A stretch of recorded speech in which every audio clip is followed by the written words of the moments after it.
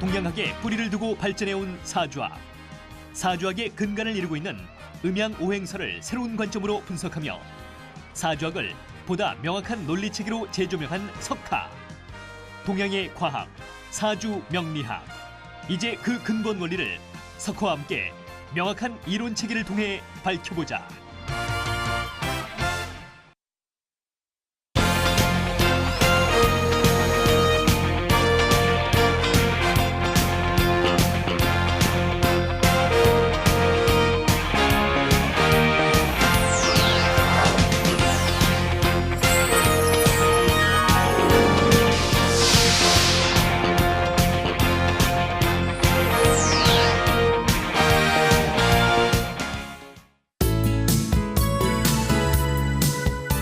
안녕하십니까. 논리를 푸는 사주학의 석하 소재학입니다.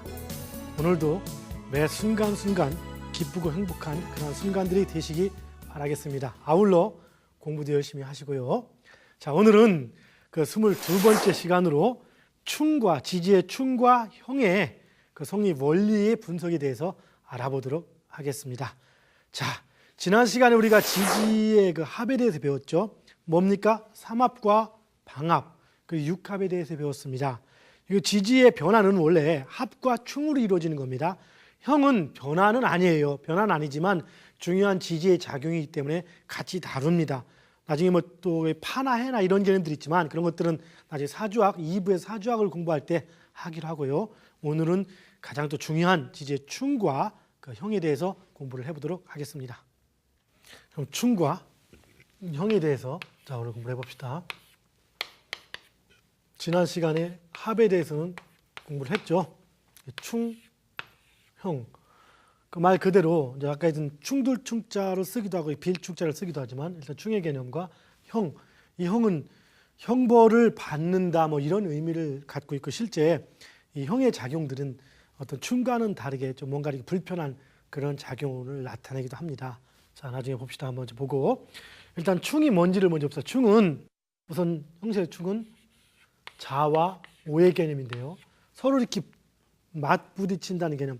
결론은 상호 극의 개념인 겁니다. 그래서 우리가 지난 시간에 뭐라 했습니까? 충은 첫 번째는 부딪히는 의미, 두 번째는 부딪히면서 속이 비워지는 의미, 그리고 비워진 곳 다시 채워지는 의미. 그래서 변화를 의미한다 이렇게 얘기를 했던 것이죠.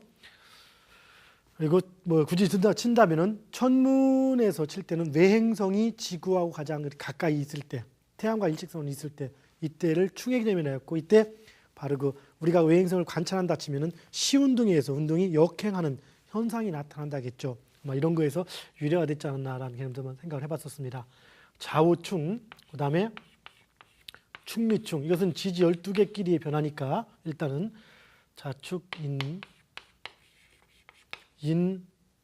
신충, 자, 그 다음에 묘유충, 그 다음에 인묘친, 진술충, 그 다음에 사해충. 이렇게 해서 6개 충에서 6충이라고 얘기를 하죠. 그 다음에 형살은 또 뭐라고 합니까? 형. 요거는 조금 변화하고는 다른 개념인데요. 일단 한번 적어놔 볼게요. 여기서는 사명이라고 합니다. 일단 사명살이라는 게 있는데 인사신에서 우리는 이것을 사명살이라고 표현합니다. 사명. 상당히 그 강한 어떤 현상처럼 치고 실제 그 적용이 좀 사주에서도 많이 적용이 되는 것 중에 하나죠. 그 다음에 축술미, 이것도 사명입니다. 사명.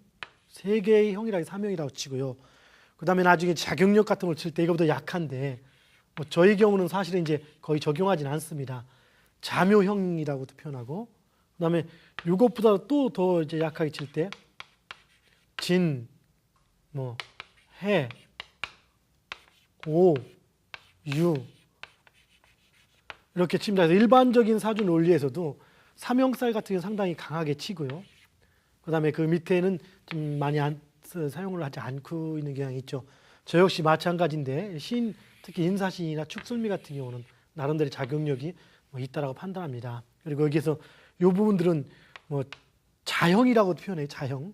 나중에 하나씩 분석을 해보도록 하고 일단 먼저 충의 개념부터 해봅시다. 자, 지지는 이제까지 공부하면서 우리가 뭐를 위해서 지지는 토가 빠진 사행이 있다겠죠. 그래서 천간의 운동은 뭡니까? 천간의 운동은 순수 기운의 극의 운동이 이루어진다겠죠. 그런데 지지는 어떻습니까? 순수 기운의 극의 운동이 이루어지지 않는 거죠. 자, 왜? 토가 빠졌기 때문에. 자, 근데 여러분 혹시 기억하십니까? 천간의 목화토금수의 개념을 따질 때 천간을 목은 화를 생하고 토를 극한다고 칠 때 어떻하겠습니까? 자, 각각 보면은 간목이 혹은 을목이 각각 토를 극한다고 칠 때 무토, 기토 이렇게 아무거나 걸러서 극하는 관계라겠습니까? 그렇진 않죠. 바로 천간과 지지가 만날 때도 순차음양에 의해서 순서대로 이렇게 만나듯이 극의 개념도 틀림없이 얘기할 때 먼저 간목은 무토를 극하고 을목은 기토를 극하는 형상이지 위를 교차해서 극하는 개념은 아니라고 설명을 드렸었죠. 오늘은 조금 뒤에 다시 한번 설명을 하겠지만 이런 논리로서 나머지 또 크로스적으로 설명이 되게 되어 있습니다. 자, 그래서 간목은 어떻다겠습니까? 천간의 양간은 갑, 병, 무, 경, 임. 이 오양간끼리 생극의 현상을 하고 합의 개념은 음간하고 해서 변화를 가져오는 거고요. 그렇죠? 천간의 상생상극이라는 원태들의 운동은 이렇게 갑병무경임 양간은 양간끼리 을정 기신기 음간은 음간끼리의 작용이 되는 것입니다. 나중에 이 극의 관계가 7번째로 7살이라는 개념도 여기서 나온 현상이 되는 거고요. 그래서 음양간이 교차할 때는 어떤 합의서로만 가능하고 나머지는 아닌 겁니다. 자, 그런데 지지는 이렇게 이런 갑병무경이 이렇게 생극제화 운동을 하는데 지지는 토가 빠져 있으니까 생극제화 운동을 제대로 하지 못한다고 했습니다. 천간이 간목이 무토를 극할 때 무토 역시 간목을 극하는 게 아니고 무토는 그 임수 수만 극하게 되지 이 토가 목을 상호 극하는 건 아니라겠습니다. 천간은 일방의 극인 거죠. 여러분 생과 극이란 개념이 뭡니까? 생은 절대적인 것을 얘기합니다. 절대적인 것. 그리고 극은 절대적인 것 역시 마찬가지. 그 얘기는 인간 세계에서 생이란 원칙을 얘기하는 거죠. 엄마가 자식한테는 이유 없이 모든 걸 해주는 겁니다. 그런데 간혹은 엄마가 자식한테 그렇지 못한 경우가 나오죠. 우린 그럴 때 어떡합니까? 그걸 이상하게 보고 뉴스거리가 되는 겁니다. 왜? 원칙에서 벗어난 행동이기 때문에. 그런 행동은 현상에서 나타나는 것이지 원칙이 아닌 거죠. 간혹 혹설 수가 너무 많으면 또 목을 수다 목부 해가지고 목이 썩는다 이런 식으로 목다 또 화식이다 이런 식으로도 얘기를 하는데 이것은 현상으로 나타나는 부작용인 거지 그것은 법칙이 아닌 겁니다. 상무처럼 말이죠. 상무 같은 경우도 법칙이 아니라 법칙을 벗어나는 현상에서 나타나는 부작용이 되는 것이죠. 원칙은 원칙대로 움직일 뿐인 겁니다. 천간은 일방적인 극의 현상만 나타나고 일방적인 생의 현상만 있는 겁니다. 목은 일방적으로 화를 생하는 거죠. 그것은 간목이 병화를 생하는 현상을 얘기하는 것이죠. 이것이 상생상극의 원논리입니다. 그런데 지지는 여기서 토가 빠져 있다 보니까 이렇게 상생상극 운동을 하지 못하게 되어 있습니다. 그래서 뭡니까? 지지는 서로 마주보고 있다겠죠. 자, 어떻게 마주봅니까? 자, 봅시다. 해, 자, 축. 이 수가, 해자축 수가 사오미를 절대적으로 마주보고 이 절대적으로 마주보는 관계 때문에 이미 지장간의 모든 것들이 나온 겁니다. 그렇죠? 그 다음에 인, 묘, 지는 신, 유, 수를 절대적으로 마주본다고 했습니다. 그래서 자, 이 충이란 뭡니까? 즉 천간은 목이 이 인묘진이 합해서 목이고 이것을 우리는 지난 시간에 방합이라고 배웠죠. 방합이라고 하는데 이 인묘진이 작은 목인데 이 목이 토를 극하지 천간은. 그래서 토는 목을 상호 극하지 않고 수를 극하는 1대2의 관계처럼 이렇게 돌아가는 관계지만 지지는 목 자체도 역시 금을 극하고 금 역시도 목을 상호 극하는 바로 그런 호극 관계가 되는 겁니다. 마주보고 극하는 거죠. 그러다 보니까 바로 정면 대립이라는 현상이 나타나는 겁니다. 역시 마찬가지 사오미와 해자축 역시 정면 대립으로 마주보는 형상으로 나타나는 겁니다. 바로 이래서 생기는 것이 바로 충의 작용인 거죠. 즉 충은 따로따로 이렇게 나타나는 개념이 아니고 즉 지지각계 운동이 아니고 반드시 이렇게 인묘진 목이 신유술 금을 극하는 금하고 서로 상호 극하는 현상으로 나타나는 것인 거고 사오미 화가 해자축 수를 상호 극하는 현상으로 나타나는 겁니다.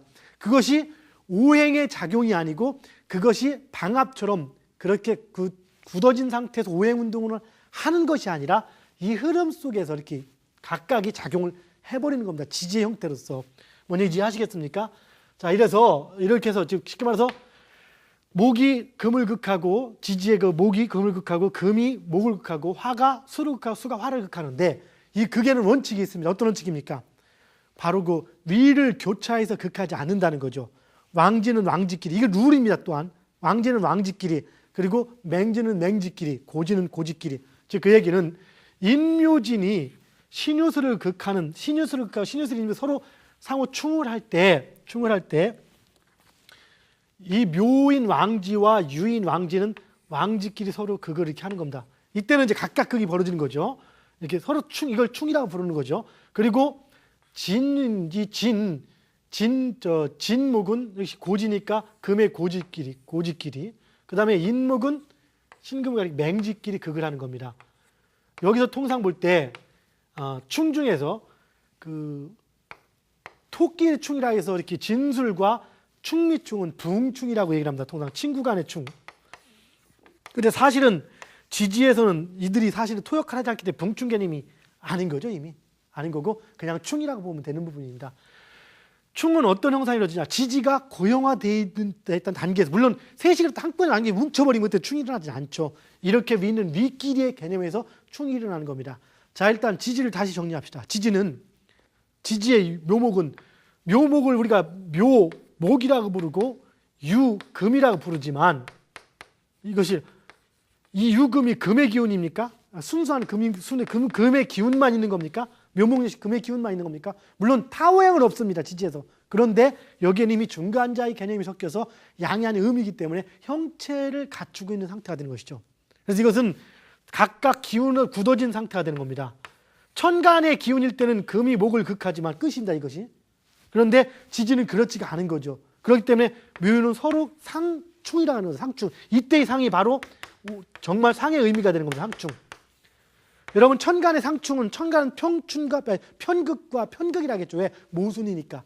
그게 천간을 극이라고 하는 것은 일방적이기 때문에 극이라고 표현하는 거고, 지지를 충이라고 부르는 거, 이렇게 상호 맞작용이기 때문에 충이라고 부를 수 있는 겁니다. 그럼 이때는 묘하고 유가 싸우면 누가 이깁니까? 금이니까 목이 깨진다고요? 이런 설명은 되지 않습니다. 왜? 이미 형체끼리 굳어있는 상태이기 때문에. 이것은 금도 아니고 새도 어차피 아닌 거지만 오행의 기운도 아니기 때문에 묘와 유는 각기 똑같은 만큼 부서져 깨진다고 보는 겁니다. 깨지는 개념인 거죠. 충에 의해서. 그럼 어떻습니까?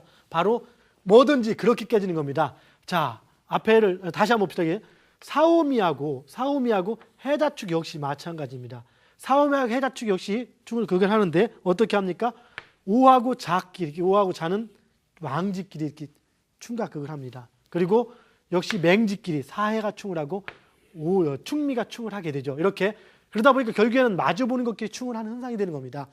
원칙은 마주보는 거로 보면 되지만 이 원래 마주보는 것은 각각의 그냥 마주본다는 개념보다는 사행의 개념 속에서 마주보는 전제가 형성이 되는 겁니다. 뭔지 이해하시겠죠? 물론 이걸 또 구분한다면요, 보시면은 앞에 충을 한번 봅시다. 좌우충이나 묘유충은 왕지로서 그 왕지의 충다운 충으로서 이렇게 한 번에 확실하다 이렇게 표현할 수도 있겠고, 인신충과 사해충은 좀 더 맹렬하다 이렇게 표현할 수도 있겠죠. 왜?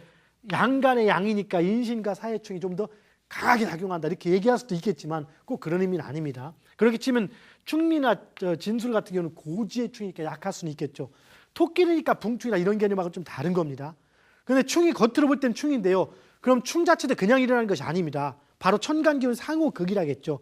바로 지장간의 흐름을 또 봐줘야만 이걸 완벽히 분석을 해나갈 수가 있습니다.